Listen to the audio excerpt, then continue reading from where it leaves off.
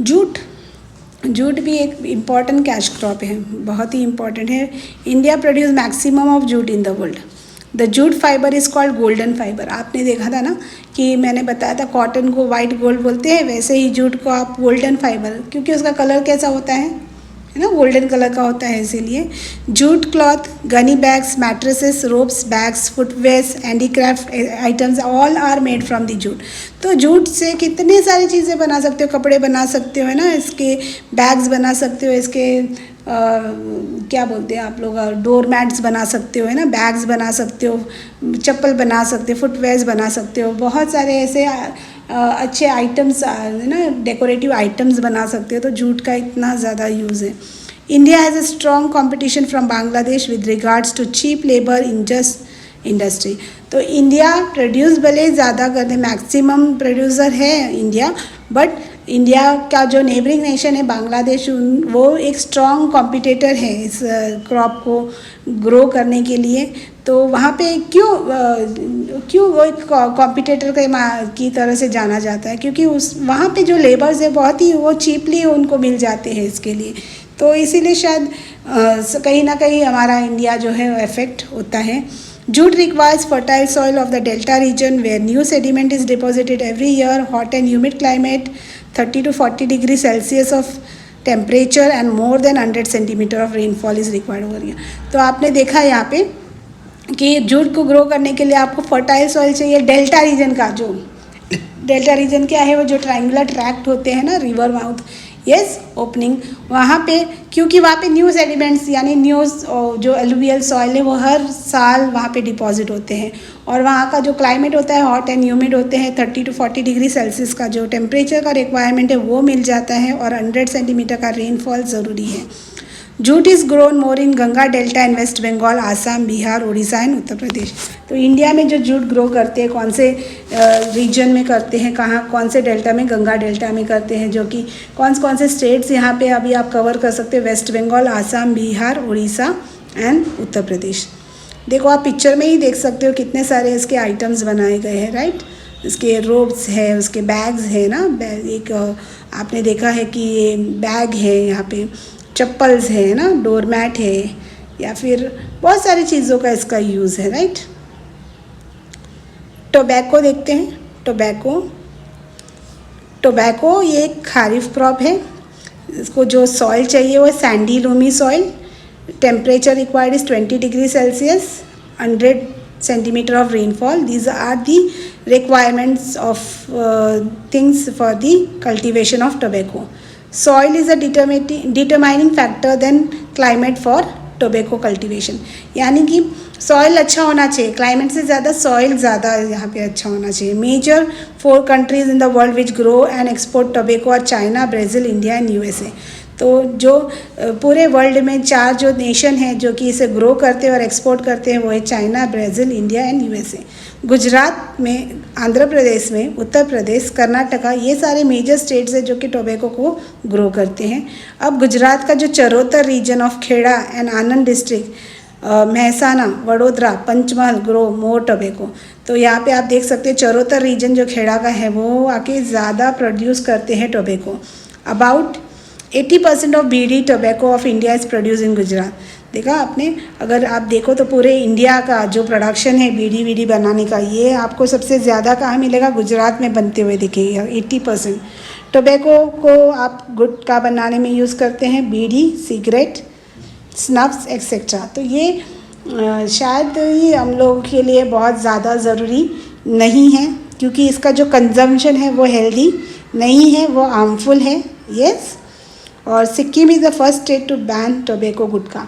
और ये बहुत ही अच्छा एक स्टेप है सिक्किम ने लिया है कि टोबैको को उन्होंने क्या किया है, बैन किया। तो अगर इसका हेल्थ पे हमारा असर पड़ता है तो इसे ग्रो करना ज़्यादा यूज़फुल नहीं है। यस, तो इससे लोगों को दूर रखना है, तो इसका प्रोडक्शन बंद करना भी बहुत ज़्यादा ज़रूरी है। Let us know about the rubber. Rubber भी एक कैश क्रॉप है।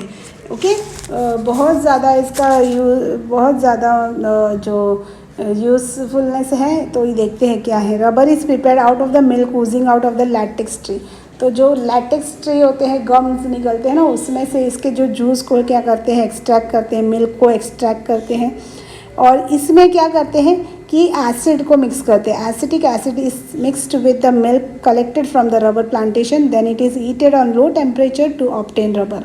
अब ये जो मिल्क मिलता है ना लैटेक्स ट्री में से, इसको निकालने के बाद में इसमें एसिटिक एसिड को मिक्स किया जाता है और इसे स्लो हीट पे क्या किया जाता है, पकाया जाता है, ताकि ये जो क्या बन जाए, हमें क्या मिल जाए, इससे रबर मिले।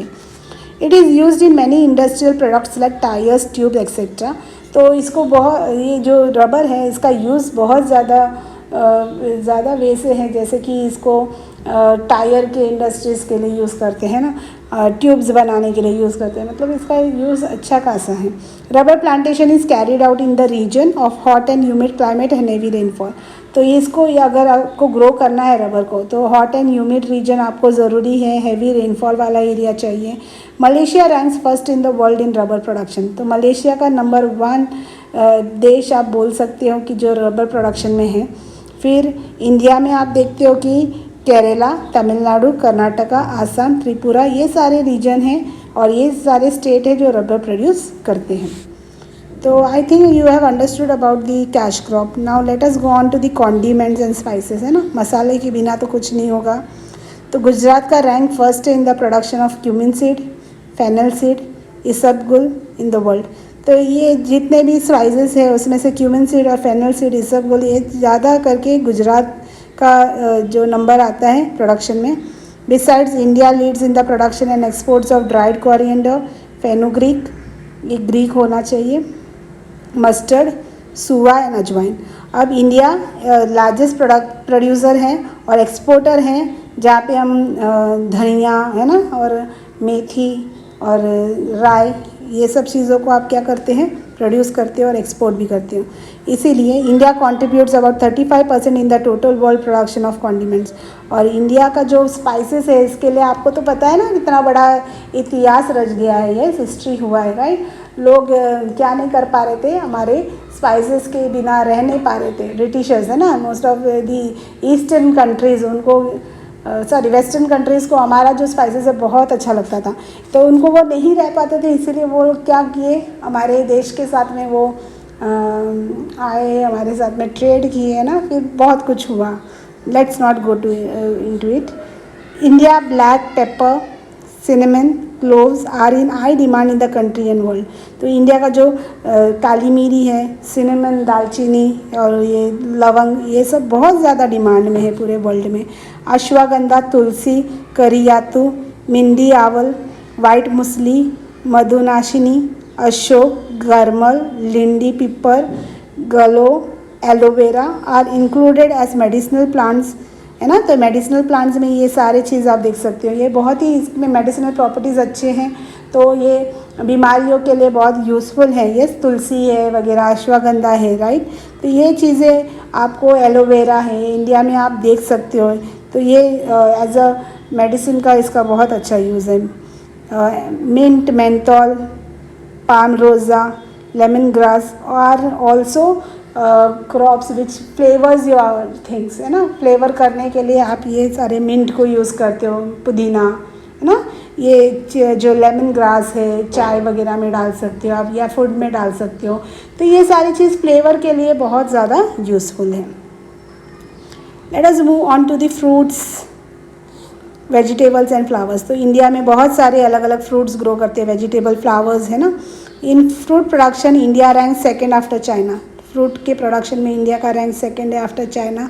Fruits like banana, mango, apple, grape, नाशपाती, orange etcetera are grown in India. बहुत सारे फ्रूट्स ग्रो करते हैं, अभी यहाँ पे सारे लिस्ट हम डाल नहीं सकते हैं, राइट। तो ये सर्टन जो फ्रूट्स हैं जिनके नाम दिए गए हैं। तमिलनाडु में आप देख सकते हो बनाना, यस, और गुजरात में भी है, महाराष्ट्र में भी है बनाना।